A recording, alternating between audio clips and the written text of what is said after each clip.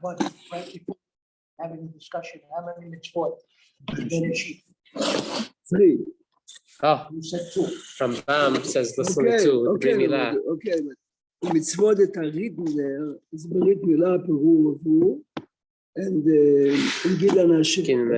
באמת, we looked once in Rambam, in Masechet Chulin, he said that the mitzvah of Gidon Hashem was given to us in Har Sinai, but it was written here. So please open Sefer Shoftim. So Larry, now we are in the Bet Midrash. This is the Bnei Sha'arei Tzion. Beautiful. See? This is the small one.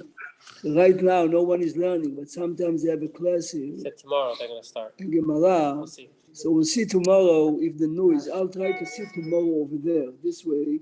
Not so bad. This way, I think that The news. chair is usually there, Rabbi. That's Next week, from tomorrow, we'll see over there. Okay. Tomorrow, we'll see. Tomorrow, that you have a class here in Gemara in Arabic. If you really want, it's really fascinating. Class in, did you ever hear Arabic, Gemara in Arabic? Okay, today's topic is a very interesting topic. We are holding a Sefer Shoftim Perek Aleph. As we mentioned last time, here. Remember, Sefer Shoftim is written by Shmuel. Normally, every Perek, at least every Perek has to talk on one topic. We're talking about Shevet Yehuda and Shimon are going to complete taking over the land of Israel that Yoshua did not finish. Okay, listen to this now. We spoke last time about Atniel ben Knaz. He is going to be the first judge. He comes from Yehuda. His greatness is leadership, and this is going to be today's topic.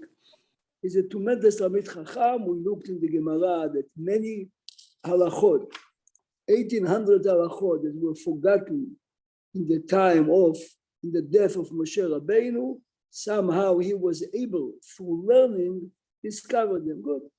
Look now in Pasuk Tetzayin, that if you are tuned into text, is out of place completely. Look.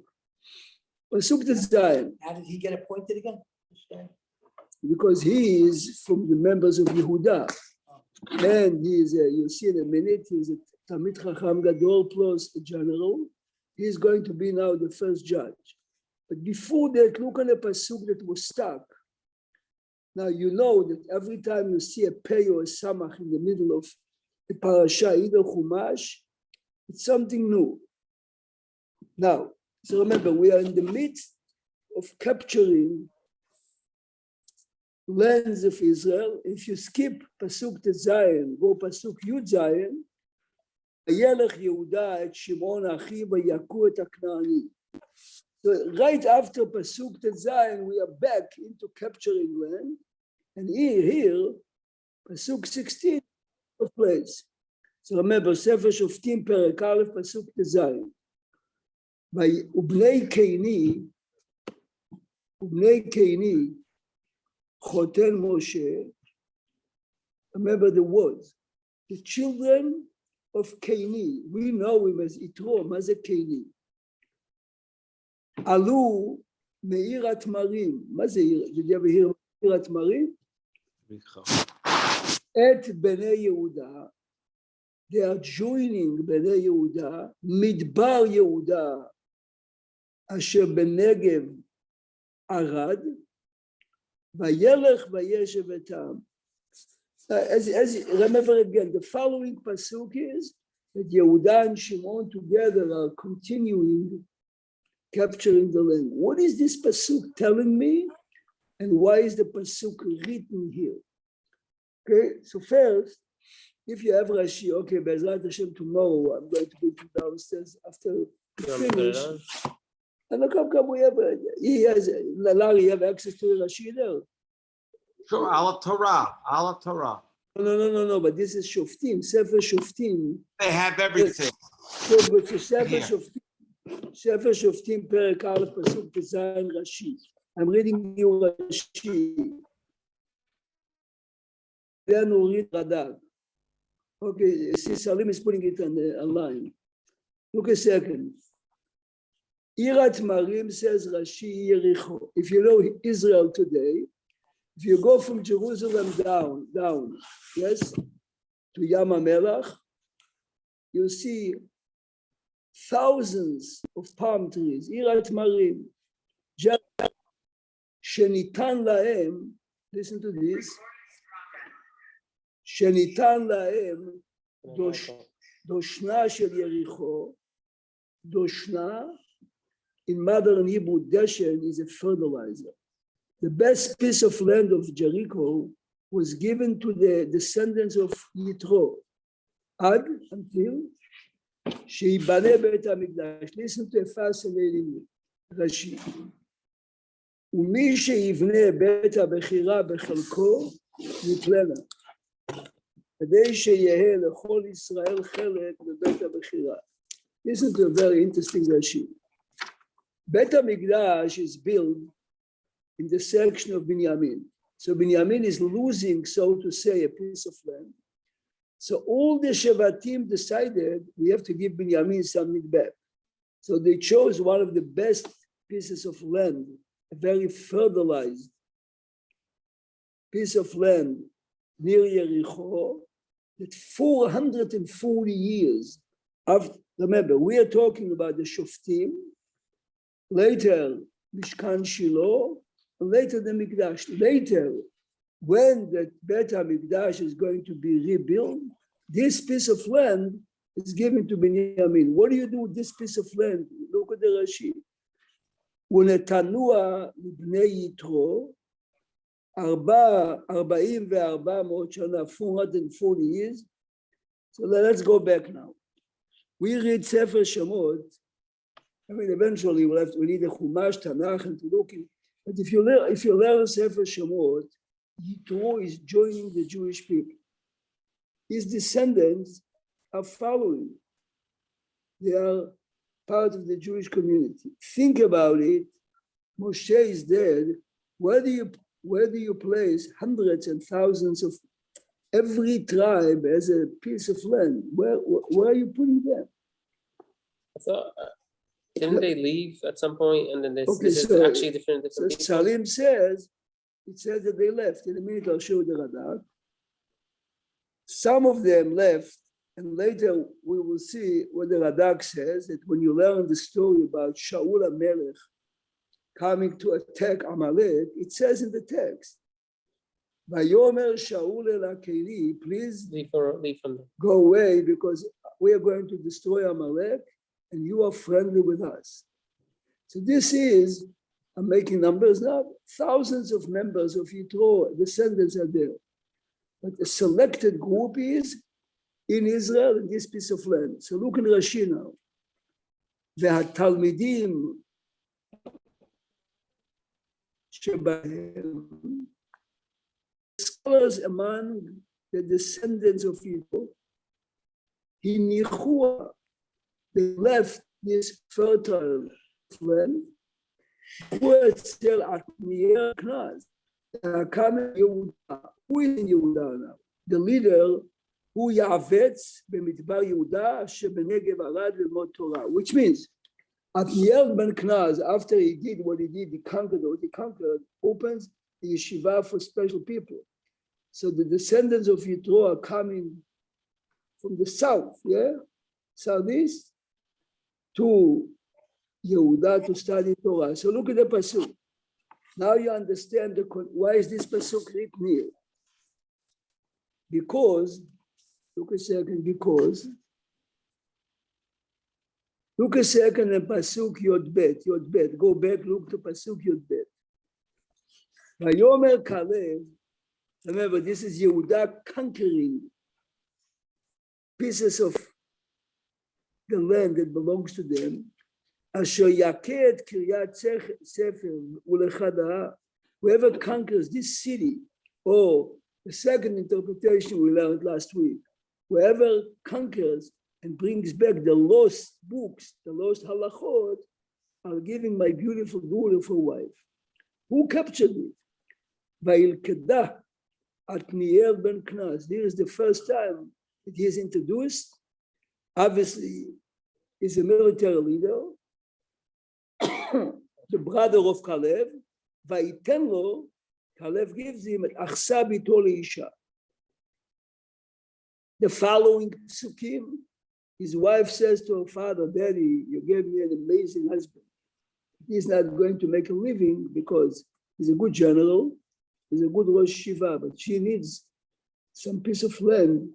So the father gave her some extra. So now you understand the connection. Since Atniel ben Knaz is being introduced here as a leader, as a Rosh Shiva, and his wife says to her father, listen, he's a brilliant man, but give me some extra land. So here the Pasuk is telling us to show you how popular and good he was. He's the descendants of Yitro are living up a very good piece of land. The Pasuk, Ira Temarim, to travel, to be with him, even though he has nothing, so to say, financially to offer. Now, this book, look at this book. This book is Kli Akar. Interestingly, every Chumash, Bikaot Gedolot that we have here, I have to have, has Kli Akar. The Kli Akar in the Chumash. This Kli Akar is one of the greatest rabbis in Syria. 300 years ago, his name was, the name you can see on many email. Rabbi, can I bring you back for a minute? After a second, Rabbi Shmuel Lanyado, Kli Akar, it's fascinating. He has commentary on many books in Tanakh, but someone in Israel sponsored and they reprinted it very clear. This is on Shoftim. I'll tell you in a minute when he says, yes, Ezra, please. Okay, first of all, you said that Otniel ben Kenaz and Caleb ben Yefuneh were brothers. So The younger boy from his mother, from his mother. Okay. And the second thing is, can an uncle marry a daughter and a niece? Can an uncle marry a niece? It says in the Chumash, yes. The opposite, I cannot marry my uncle's wife, but an uncle can marry a niece. Of course you can marry a niece, it says in the Chumash. Okay.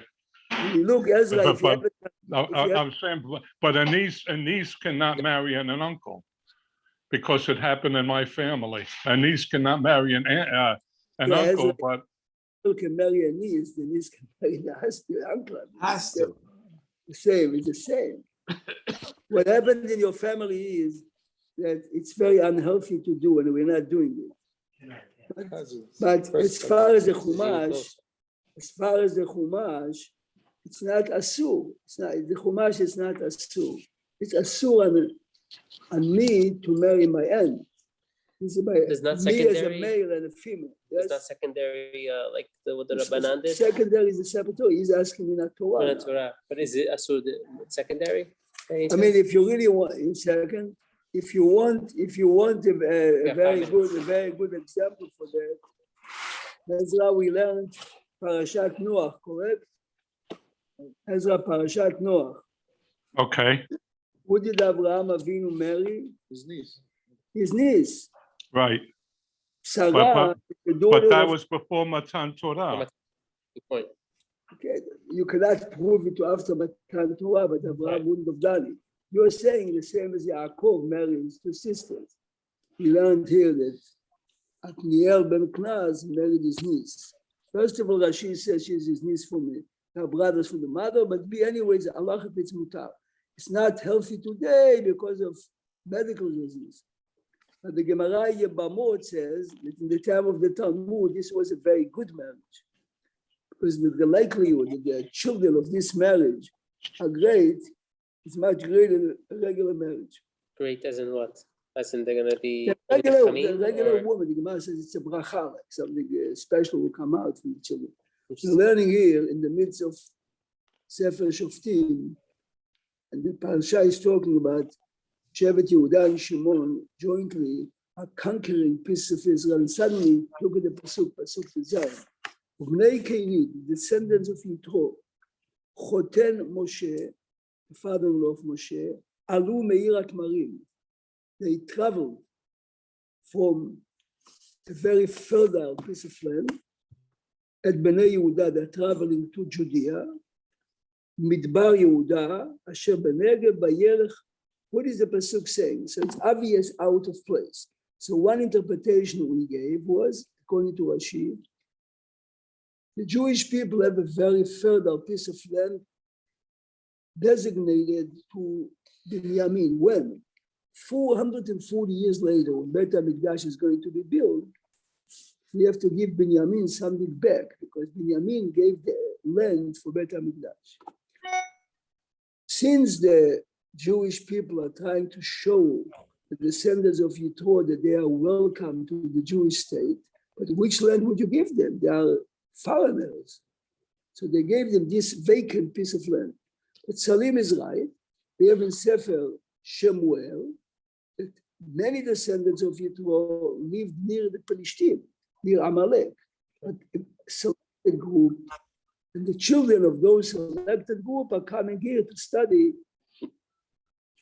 And he says, very nice, as you came, Rani, this is, again, commentary by Rabbi Shlomo Lanyado, approximately 300 years ago. In Syria, Be'emet, it's an amazing interpretation. Someone here in the community sponsored to reprint it. So you have the commentary here, and this extra, look, no, but it's clear. I have the old one. We have here a few, but this is totally new. So listen to what he says. He says, the father-in-law of Moshe has a name of Yitro. The truth is he has 7 names. Why are we picking the name Kaini here? And not Yitro, or maybe Chovav. In the Chumash you have Chovav. So it says, I'm reading you from the Keli Yakar. She says, Lama izkir et Yitro b'shem Kaini? How come not one of the other 7? He says, okay, he's very much into language. He says, it should have says Lemit Bar Yehud. Anyway, what he's saying basically is, Kaini, the shoresh of Kaini is Kinyan. Kinyan means you are acquiring, but fully acquiring. Yitro was Koneh the Torah. Yitro converted.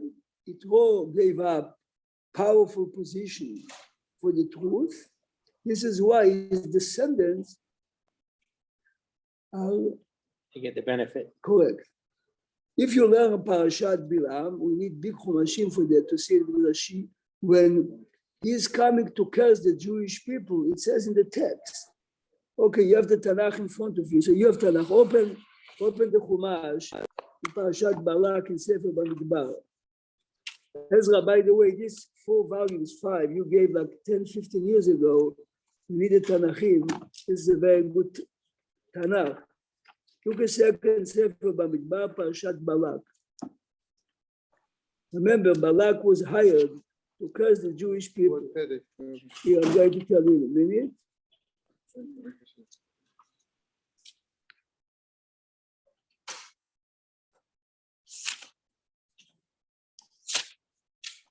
Look a second. If you have this book that I have, it's page 261. Now, if you look in the Tanakh, it's Perek Devarim, Perek Chavdalet, okay? Look at the amazing pasuk. Look a second. Vayar et Amalek, okay? He noticed Amalek in his prophecy, and he says whatever he says. Look at the next pasuk, 21. Vayar et Kaini. He saw the descendants here, the same name of Yitro. Listen good to what he says to him. Vayisa meshalo vayomar eitan moshavecha. Yitro, how did you merit to dwell so securely? V'sim basela kinecha. What does it mean? Your stronghold is so strong. It says if you are in a rock, what is it saying? So the Midrash puts the following interpretation. Look how history comes together. Bil'am says to Yitro, me and you were together in Egypt. Me and you were the advisors of Pharaoh. I voted to kill the Jews, to annihilate the Jews, and you escaped. How did you get so far? It's wondering. We are learning now, you realize, this is in the desert, in the 40 years. This, what we are learning now, Sefer Shoftim, is approximately 120 years later. So what we learn, Yitro left a powerful position in Egypt. He goes back to his homeland. In his homeland, he is stopping being a priest. He gives a refuge to Moshe. Moshe marries his daughter. Look, when the Torah was given, he joins the Jewish people, yes? And later, some of his descendants are staying as part of the Jewish community, and now they are moving ahead, having the best. lineage, the best, so to speak, the best. They gave quality. up the land as Yitro gave up. They are coming to study. It's an amazing development. But if you see on the big Goes around, comes picture, around. it's exactly, which means, oh, it's 10 o'clock. Yeah. Okay, guys, so tomorrow, tomorrow night, we'll start about 9:25, maybe even maybe 20, between 9:20 and 9:25. Okay? Perfect. Tyler, The tell most important part is tomorrow, they're starting the class in Arabic, so we'll tell tomorrow if you hear the noise of not. If yes, we'll go to another room. So when I'm closing now, where am I placing it? Placing it.